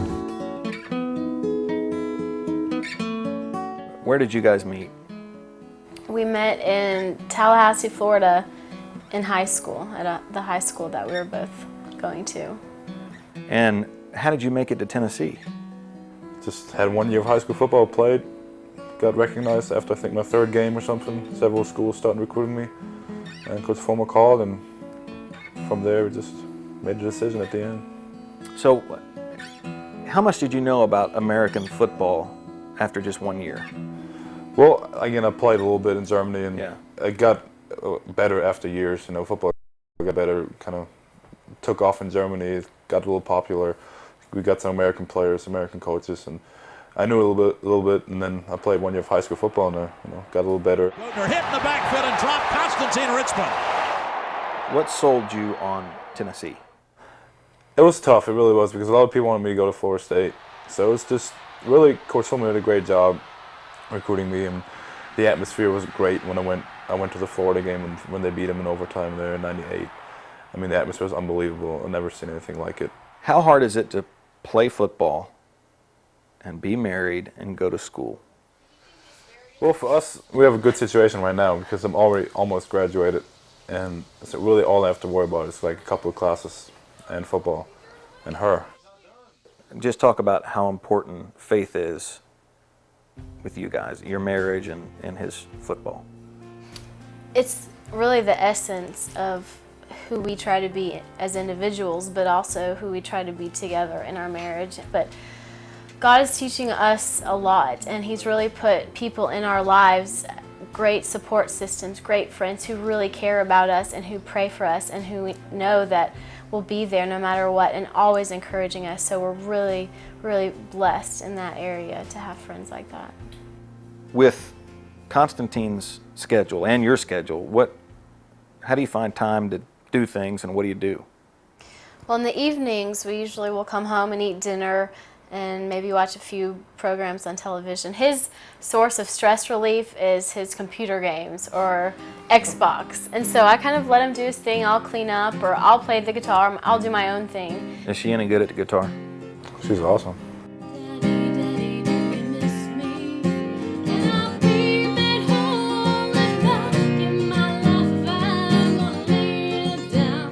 I always tell her, go to American Idol, do something. Push it as far as you can, and she's kind of hesitant to explore that, but I think she has great talent, and she really is good. What is the ultimate for you in a game? I mean, is it, besides winning, just from an individual standpoint? Just to make plays. If it's a tackle for loss, if it's an important third down tackle, if it's a sack. As a defensive end, you take pride in making sacks, and that's just how it is. And sure, that's the prime goal, probably to get a sack every game, but it's not. You can't do it all the time, I guess, but that's probably the main goal you want to achieve in a game, other than winning, of course. How would you describe the way Constantine plays football? You never understand his personality if you watch him play football. It's just completely opposite, because at home he has very optimistic point of view on things. He's very calm, deals with stress at a wonderful level in a great way. And then I see him on the field, and it's just a completely different intensity and passion and speed. And that's something that I don't see every day. I only see on the field. And I always wonder, what is going through his mind? What's in his head? Because I don't see this side at home with him.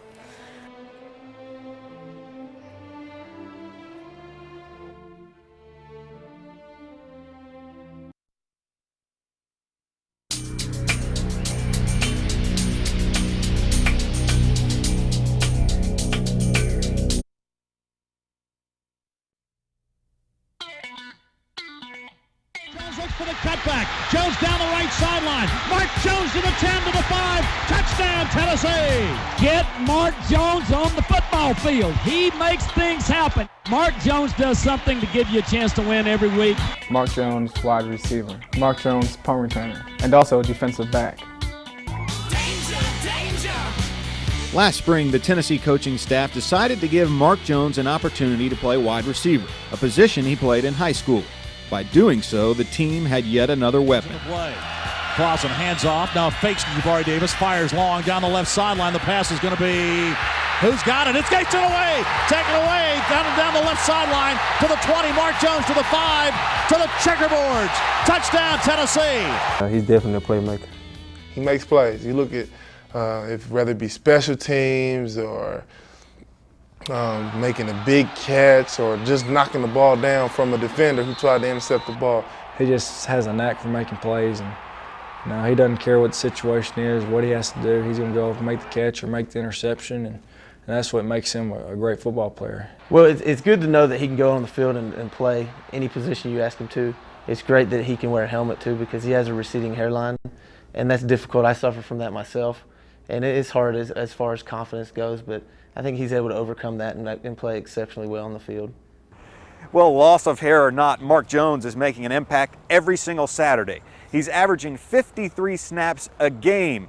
And with every play, this wide receiver, or defensive back, or punt returner, whatever, he's prepared to play. Preparation.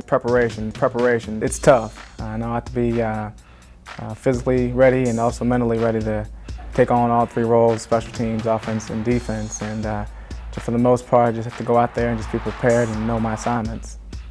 It's just every time we get the ball, it's like, wow, you see his quick feet. I think on the football field, Mark is the fastest guy on this team. To be able to go play multiple positions just on offense is a hard thing to do, but to do it on offense, defense, and then contribute on the special teams, you can tell that he's one of those special athletes that come around and really will do whatever he can to help a team. The Pennsylvania native is the ultimate team player. Quiet, patient, just waiting for the chance to create excitement on the gridiron. So you might be wondering, what is number 10's favorite position?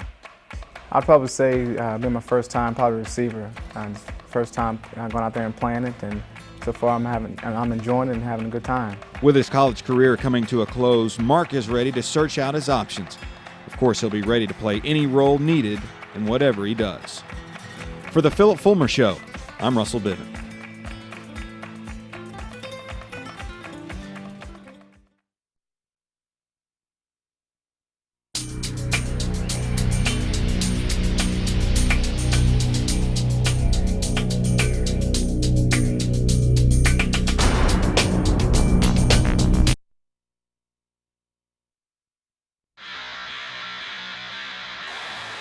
Robert Peace is kind of the gritty linebacker. Doesn't like to look pretty. He might have one sock up, one sock down, the old cleats out there, but he's a guy that's quietly making noise, Robert Peace is a person that definitely won't let you get by him. If it does get by you, he will run them down. To be a middle linebacker, you have to be a fierce, tough competitor. And if you're not tough, you're going to get left behind and get embarrassed out there. This season, the Louisiana native, who could just as easily play without pads and a leather helmet, has 35 tackles over the first 4 games, second on the team. Much of his success, he says, was built during those hot summer days in the Tennessee sun. I think it's one of the most important times in football because you have to prepare your body to be able to go through the season because it's a long season, especially in the Southeastern Conference. Now, you might not think a tough-nosed guy like Robert Peace has any fears. After all, he's a starting linebacker in the SEC. And yet it's his fears that motivate his play. I'm a fierce competitor, and one of my biggest fears is losing. I do not like losing. And, you know, it's something that when you get out there, it doesn't matter how you feel or how good your opponent is, you don't want to lose, and you're going to compete as hard as you have to compete to win. Peace, whose main job is to plug the run, is stuck between standouts Kevin Simon and Kevin Burnett. As a result, much of his work is done under the radar. You know, he might take on the block. That might allow me to make the tackle. Nobody says his name, though. Kind of one of those things you have to have. He's one of those unselfish guys, and I really commend him for that. I'm not as talented as some of the other linebackers in the country, but I'm going to make up there through determination and hard work and give them 100% every time I'm on the field. As the son of a football coach, the 6'3", 235-pounder has always loved the game. And after fighting through 3 years' worth of injuries, 2003 is extra special. Especially during my senior year, being healthy and going out and being able to play hard, I'm just trying to cherish every moment because I know the hard work and the determination that it took to get to where I'm at. And it comes as no surprise that his goals are as straightforward and blunt as his play. I want people to remember us as champions.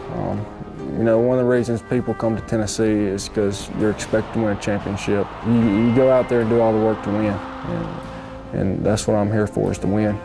For the Philip Fulmer Show, I'm Russell Bivin.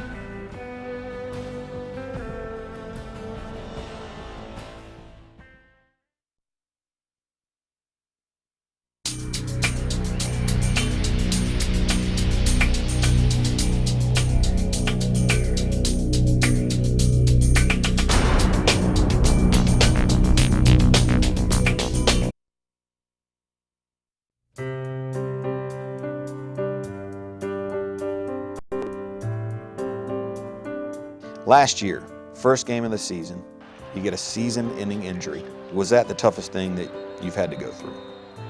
No, it's not the hardest thing that I've done, but it ranks up there near because of everything that you put into it, everything you work so hard for.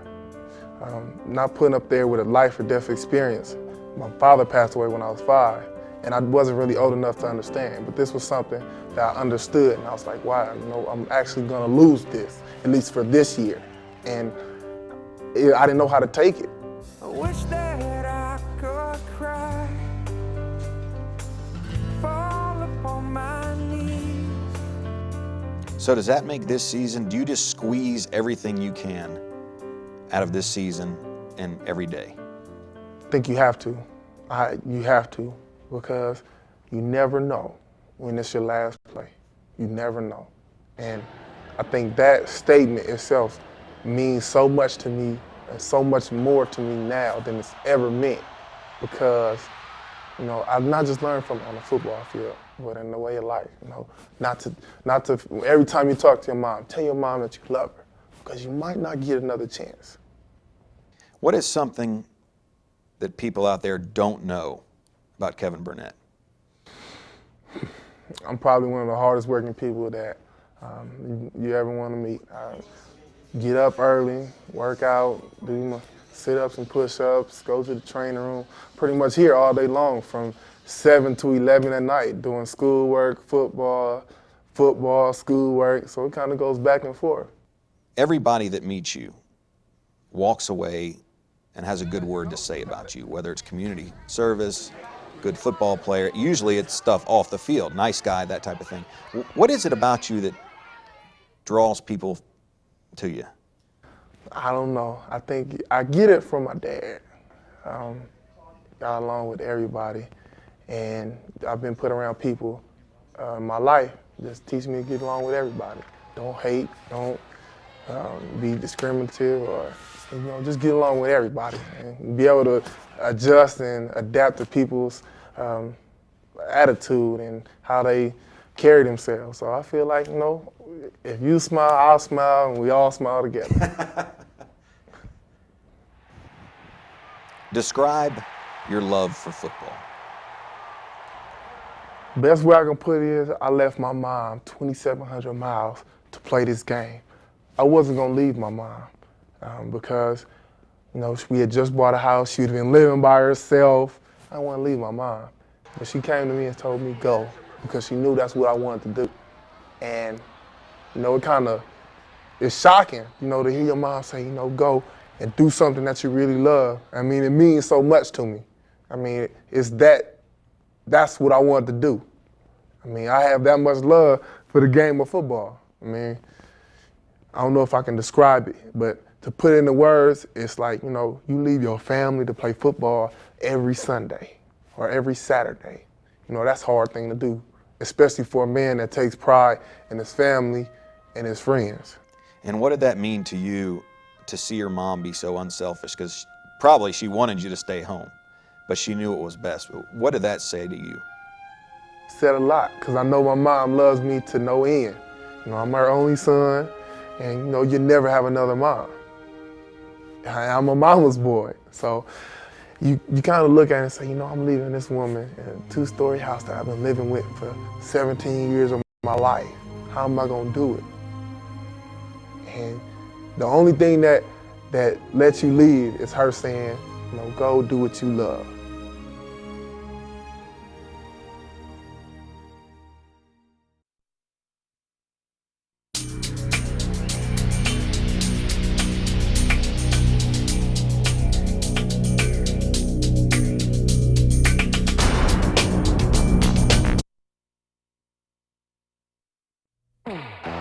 Hurry up, recheck. Go. Hey, don't say yes, get in there. Casey, what are some thoughts as you finish up your career here at Tennessee? I think the biggest thing is the memories that I've been able to create. I think in the past 4 years, being able to play with a bunch of great guys, my teammates, and kind of building on the relationships, and obviously the relationships I built with my coaches. I think Coach Fulmer, Coach Sanders, those guys have really been a big influence all my life, and as well as the rest of the coaches. Coach Chavis and I are pretty close, and I just think all the memories I've been able to create, I think it's kind of flashing back, now that my career is almost over. What are you going to miss the most? The people, the kids. I think, I had a feel for what it was like, coming here. I remember back in the recruiting process, Coach Sanders, Coach Fulmer, talked to Peyton and talked to, T and Heath Schuler. They said, playing quarterback at Tennessee is different than playing quarterback at any other school. And I was like, okay, and, kind of got a feel for it. But once I came out here, I mean, it's just totally new. All right, pick your brain here for a few minutes. I know this is going to be hard. Top on-the-field moments, just a few of them. I'd just say the win, obviously, at Florida.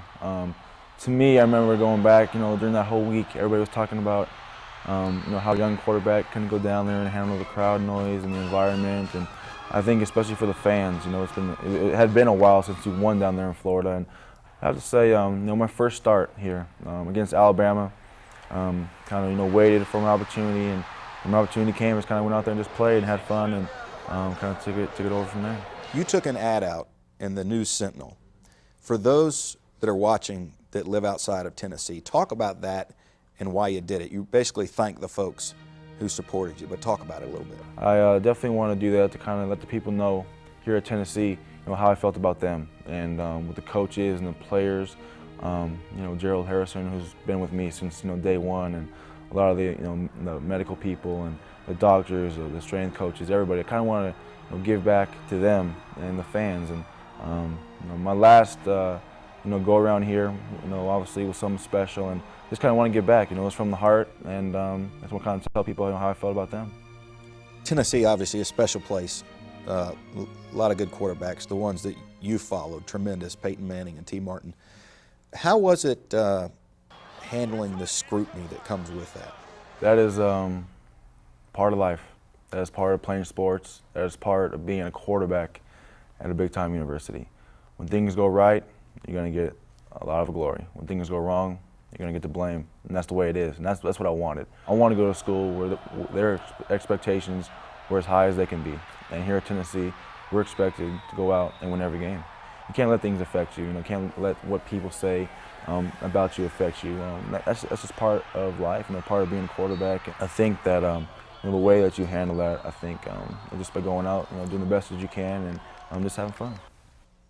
Talk about the way you left the Vanderbilt game at home, over 100,000 there, your final goodbye at home. It was special. The ovation from the crowd, really meant a lot to me. I mean, the support, they've shown me through my 4 years here, and there's no other fans, in America like Tennessee fans. I mean, they're as good as it gets. And came off the sidelines, the crowd was obviously tremendous, and came over and gave Coach Fulmer a big hug, gave Coach Sanders a big hug, and it was definitely a special moment for me, and it really meant a lot.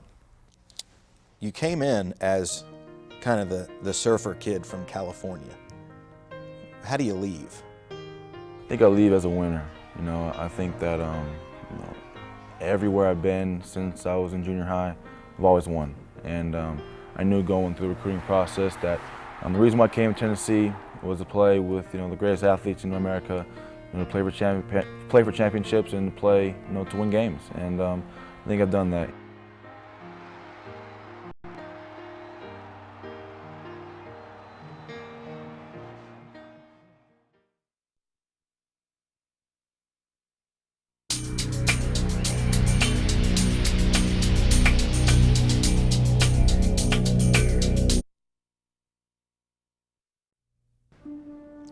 The student-athlete's world revolves around setting and achieving goals. Winning satisfies the athlete side, and earning a degree is the pinnacle for every student. The diploma signifies years of hard work and self-discipline. On December 14th, the Tennessee football team will watch 9 of their own graduate. 4 others entered the season with degrees in hand. Kevin Burnett, Anthony Herrera, Dusty Ishii, and Robert Peace have all participated in commencement at the University of Tennessee. It's very important. You look at what kids want to do for long-term success, and then you have football players that want to eventually go pro, so this will help them in their education of how to manage their money, or how to talk to people, or how to market themselves, or maybe communicate with a GM of what's going on. This is a great fulfillment because I know I can always fall back on it. Football is not going to work out for everybody. If it doesn't work out for me, I always know I'll have job opportunities with the degree I have. When I talk to student athletes, I talk about their graduation or their diploma as an insurance policy. It is something that once you have, nobody can take it away from you. A countless number of people see a player score a touchdown on TV, but never see the hard work that went into the touchdown. The same can be said about succeeding in the classroom. One of the things that I think it's important to remember about our student athletes is that we sometimes forget is that they're 18 to 21-year-old students. And I think we get so caught up in sometimes somebody coming right out of high school and they may be 6'7" and 300 pounds, but all of a sudden we forget they're still 18-year-old students. Football, classwork, tutors, study groups, whatever it may be, and we don't have enough time to, do what other college, students get to do. One thing that Coach Fulmer does a great job of is he really gets the big picture and understands that they need to have what we call the college experience. It's very important for everybody to experience college life. There are countless resources that go into helping a student athlete reach their academic goals. The Thornton Athletic Student Life Center is the epicenter of those resources. But still, achieving academic success still boils down to the student. We have provided a comprehensive academic support center for our student athletes. So that's our first goal, and I believe we've done a really good job at providing those services and that environment for them. It's this nice little base camp, so to speak. That's what I like to call it, and use it as you need it, and it's definitely come in handy for me. With the specific jobs that you have, it's just pretty much you can go to just about any and everybody to get help on all different areas. So the Thornton Center has been a great tool. A great tool for me. It's a testament to them of all the hard work and the stresses and obstacles that they've had to overcome in order to graduate. And they ought to be proud, and that's something they can take with them for a lifetime. And graduation is a significant life accomplishment, one that prepares these student athletes for the next step in life. And I think it's just very important to have that personal accomplishment that you were able to set down a 4 or 5 year plan, follow it through, and get your diploma. You did the deed, you know, you went out and did what you were supposed to do. You tasked right while you were in school. You have the degree, you have the credentials to show that, yes, I went to school. Whether it be kicking a football and block 300-pounders or, you throw the ball 80 yards, that stuff all goes away after a while. The diploma is the only concrete evidence of your hard work, and, that's something I really am going to cherish. Nobody can take that away from you. No matter what happens to me in the future, I can always say that I'm a graduate of the University of Tennessee.